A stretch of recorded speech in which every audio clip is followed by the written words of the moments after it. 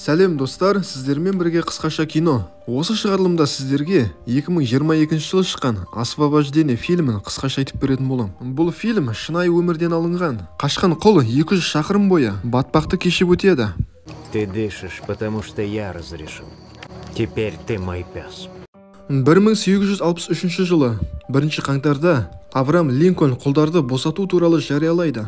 Камера Луизиан батпақтарының үстімен жүріп өтеді. Мақта алқаптарында ондаған қара құл жұмыс істейді. Оларды қарап жүрген ат үстіндегі қарулы адамдар бар. Онымен қоса итпен жүрген күзетшілер де бар. Біздің басты кейіпкер Питер есімді қара құл, және ол өзінің отбасымен бірге Библиядан тыныштық табады. Күзетшілер жігіттің қарсылығына қарамастан оны көшеге алып шықты. Ақ нәсілді адамдар Питердің әйелін өлтірем деп қорқыту арқылы жігітке айтқанын жасата алады. Осылайша Питерді торға қамап, басқа құлдармен бірге алып кетті. Оның отбасы Питердің ізінен жүгіре берді, бірақ та күзетшілер оларды қуып жіберді. Көлік мақта екпелерінің бойымен айналады, ал жолда қашқысы келген қара нәсілділердің бастары қазық болып қағылып тұр. Осылайша арба жаралыларды емдейтін конфедерация лагеріне келді. Бұл жерде сарбаздар демалып, зеңбіректер тазаланады. Кейінірек жаңадан келген құлдарды шынжырмен байлап, оларды батпақтың үстімен алып барады. Жақын жерде құлдар темір жол салып жатыр екен. Сонда Питер әлсіреп құлаған құлды ойланбай атып тастағанын көреді.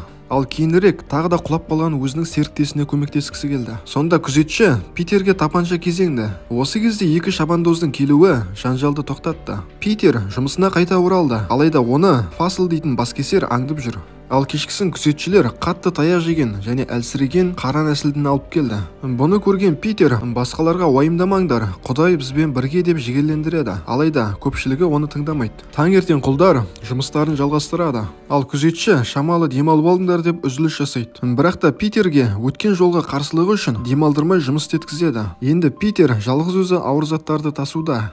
Питер абайсызда күзетшілердің әңгімесін естіп қойды. Сонда күзетшілер Авраам Линкольннің барлық құлдарды азат етіңдер деген бұйрығы туралы айтып жатыр екен. Сонда күзетшілердің бірі ашуланып, ашуын қара нәсілді құл баладан алады. Сонда Питер бала үшін араша болды. Осылайша Питерге тағы да тапанша кезенді. Питердің қуанышына орай осы кезде Фасл араласады және күзетшіге қаруыңды түсір дейді. Ал кешкісін Фасл жігітке келіп, сен менің арқамда тірі қалдың, осыны ұмытпа дейді. Және бұл жағдайды Питердің ұмытпауы үшін ертесіне шынжырға байланған Питердің қасына қабаған итті әкеліп тұрады. Түскі ас кезінде жігіт басқаларға Линкольннің бұйрығы туралы айтты. Егер де олар солтүстік армия орналасқан Батон-Ружға баратын болса, олар еркіндікте болады. Алайда ол жерге бару үшін үлкен батпақтан өту керек. Оның қасында жан тапсыра салған оңай сияқты. Дегенмен де кейбір құлдар тәуекел етуге дайын. Осыдан кейін Питерге қайтыс болып кеткен шалды шұңқырға алып бар дейді. Ал шұңқырдың ішінде қайтыс болған құлдар өте көп. Күзетші тұтқынға мәйттің иісі шықпау үшін шұңқырды әкпен толтыр дейді. Бірақ та олар қарсы болды, себебі бұл құлдардың жасайтын жұмысы дейді. Осылайша күректі Питерге беріп, жұмысты жаса дейді. Жұмыс барысында жігіт күзетшінің өзін атып тастағысы келетінін байқап қояды. Әзірге Фасл көрмей тұрғанда күзетші тапаншасын алып Питерді атуға дайындалуда. Сонда жігіт ойланбастан қолындағы күрекпен күзетшілерді ұрып құлатады. Осылайша өрт қойды және біреуінің қолын сындырып, басты кейіпкеріміз қаша жөнелді. Және оның ізінен басқа да адамдар қаша берді. Қашқындарды күзетшілер ата алмай жатыр, бірақ та біреусін атып құлатады. Ал Фасл Питерді атқысы келді, бірақ та оғы жанындағы талға тиді. Осылайша қашқындар қопаларға жастырынып, батпаққа қарай бет алды. Ал баскесерлер болса иттерді босатып, өздері жылқымен бірге іздеуге шықты.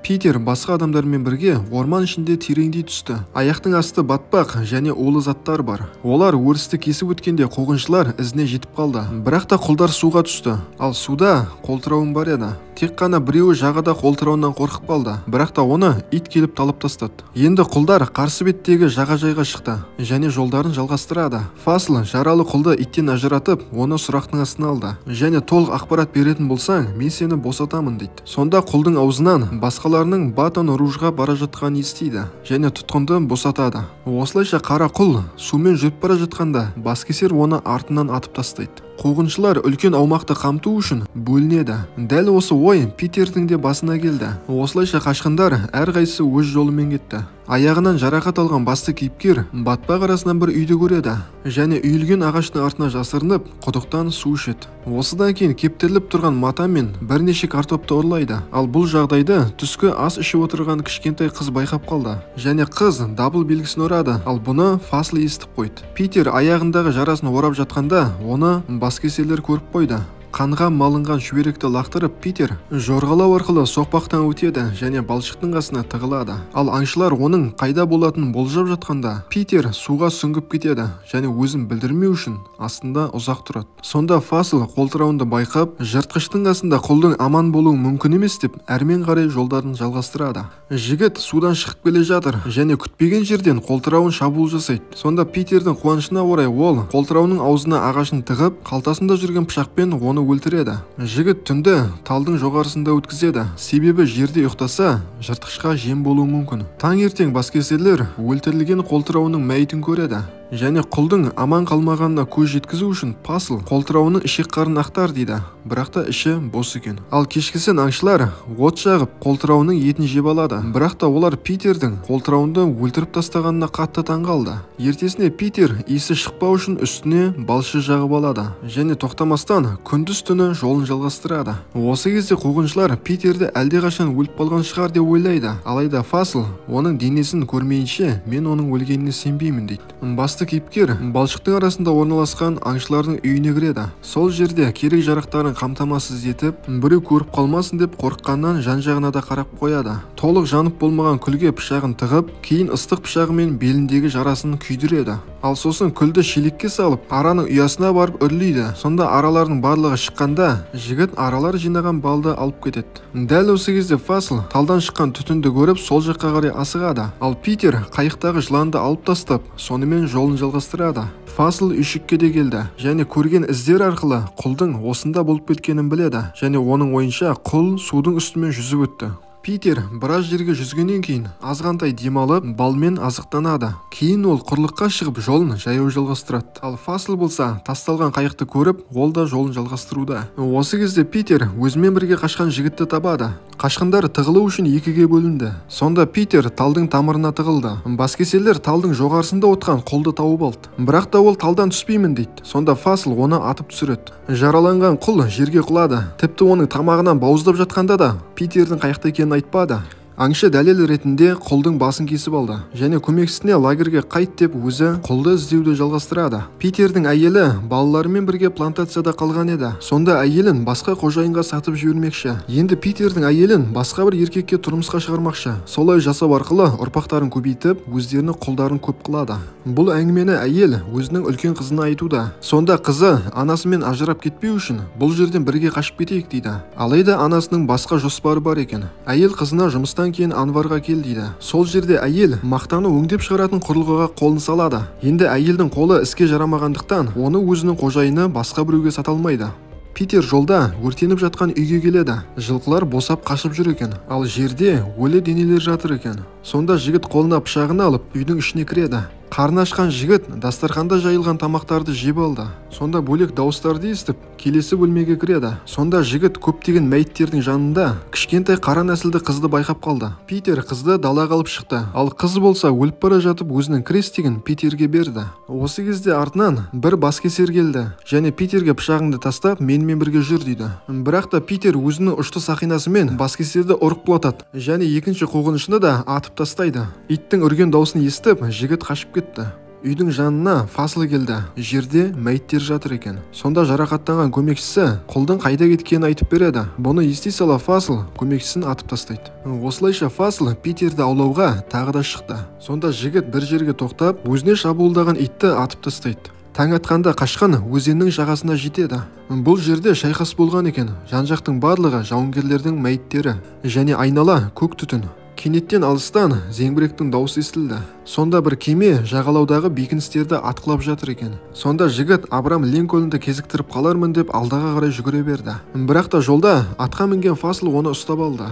Қара құлды аямастан қамшымен ұрады. Содан кейін атынан түсіп, құлды өзінің иті сияқты елестетіп оған ет көрсетеді. Бірақ та Питер бағынбады. Сонда баскесер тапаншасын алып Питерге бағыттайды. Тапаншаның атқан дауысы шықты. Сонда Фасл жерге құлап, өз қанына өзі көмілді.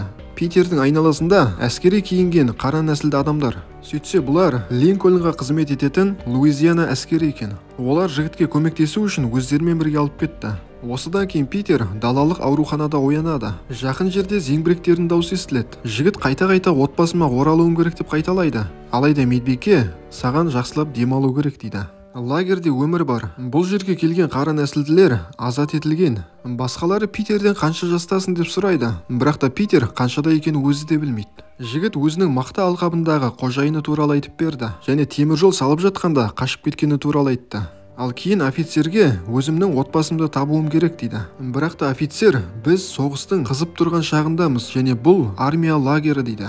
Кейін жігітке екі түрлі таңдау береді. Көмекші болып жұмыс істейсің, немесе отанын қорғайтын жауынгерге айналасың дейді. Сонда Питер екінші нұсқаны таңдайды. Жауынгер болып отан қорғайды. Отрядтың арасында өзімен бірге қашқан үшінші жігітті табады. Ол да аман-есен осы жерге келген екен. Әскери киім алуға кезекте тұрғанда жігітке екі адам келеді. Олар суретші екен, және олар Питердің арқасындағы қамшы іздерін суретке түсіріп, келер ұрпаққа естелік ретінде қалдырғысы келеді. Көп ұзамай кейіпкер қара киінеді, және ол командирмен сөйлесіп жатыр. Енді команда соғыс үшін тактикалық жоспар құруда. Таңертең қара нәсілділер отряды шабуылдауға жіберіледі. Офицер жауынгерлерді рухтандырып, біз шайқассақ, өзіміздің бостандығымыз үшін шайқасамыз дейді. Осыдан кейін Питердің жан-жағындағы жауынгерлер оқтан өлуде. Бірақ та ол қорықпастан басқалармен бірге алға қарай жылжуда. Осылайша отряд бекіністерге қарай шабуыл жасайды. Барлық майдан даласына снарядтар атылып жатыр. Бірақ та әскер қорықпастан әлі де алдыға қарай жылжуда. Бір жарылыстың кесірінен Питер ес-түссіз құлап қалды. Ал есін жиған кезде оның әскері жау әскерінің жаудырған оқтарына қарамастан алдыға қарай жылжып бара жатыр. Шайқас ішінара қоян-қолтық кезеңге өтеді, яғни қолмен төбелесіп жатыр. Питер мәйіттердің арасына жасырынып, қарсы беттегі адамдарды атуда, және қатты жарақаттанғандардың жанын шығарып, олардың қаруымен әрмен қарай кетеді. Жолдан жарақаттанған сарбазды көріп, оған көмектеседі, және қалған әскерлерді ізімен ертіп, тағы да шабуыл жасайды. Солтүстіктер конфедерация редуттарына кіреді. Өздерінің аздығына қарамастан зеңбіректерге де жетіп үлгерді. Ал кешкісін шайқас басылып қалды. Әскер осы жерде сап түзеп келе жатыр. Арасында Питер де бар. Олар солдаттарды тұтқынға алған плантацияның жанына өтеді. Жігіт бұрынғы қожайынын көреді, және оның басынан атып тастайды. Осыдан кейін әскер құлдарға қарап, енді сендер құл емес, азатсыңдар дейді. Ал сапта тұрған Питер өзінің отбасын таппай тұр. Ал осыдан кейін жергілікті адамдардан өзінің әйелін қайықта екенін сұрайды. Тіпті ол өздерінің ескі үйіне барады, бірақ та ол жерде ешкім жоқ. Қуанышқа толы адамдардың жанында өзінің отбасын әлі таппай жүр. Осылайша үмітін үзе бергенде өзінің әйелі мен балаларын көреді. Осылайша бір-бірлеріне қарай жүгіреді және тоқтамастан жылай береді. Дәл осы бақытты сәттен фильм аяқталады. Достар, егер видео ұнаған болса, арнаға тіркеліп лайк басып кетейік. Ал келесі видеоларымды бірінші болып көру үшін қоңыраушаны да басып қой. Келесі көріскенше аман сау болыңдар достар.